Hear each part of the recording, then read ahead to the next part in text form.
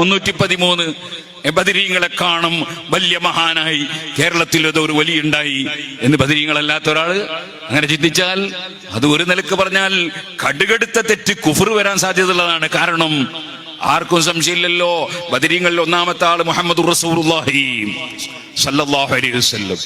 ആ 313 ആൾക്ക് മാത്രം മതിയായ ഒരാള് കേരളത്തിലുണ്ടായി എന്ന് പറഞ്ഞാൽ ആ മഹാന്റെ ജീവിതകാലത്താണെങ്കിൽ അവനെ പിടിച്ചുകൊണ്ടുവന്ന് മഹാനവറുകൾ ചെയ്യേണ്ടത് ചെയ്യുമായിരുന്നു.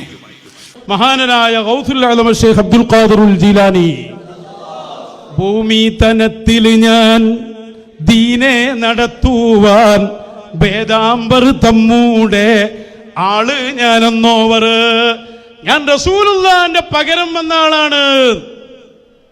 313 ബദരീങ്ങളിൽ ഒന്നാമത്തെ ആളല്ലേ മുത്തു റസൂൽ, അതിന് പകരം വന്ന ആളാണ് ഞാനിതാ പറഞ്ഞ്.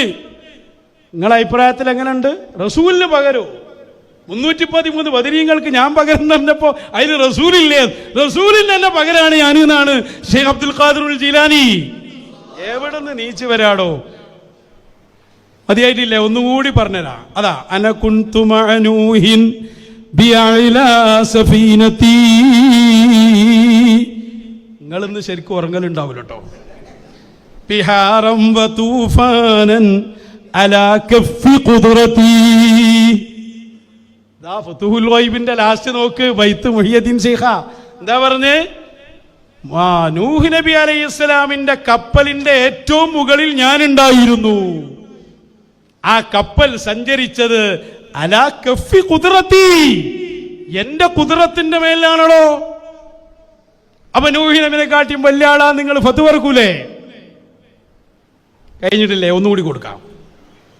വകുന്തു, അതാ വകുന്തു വഇബ്രാഹീമു മുൽഖം ബിനാരിഹി വമാ ബറദൻ നീറാന ഇല്ലാ ബിദഅവതി.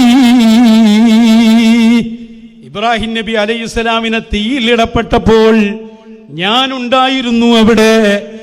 ആ തീ കെട്ടത് ഞാൻ ദ്വാരുന്നത് കൊണ്ടാണെന്ന് ശൈഖ് അബ്ദുൽ ഖാദിറുൽ ജീലാനി.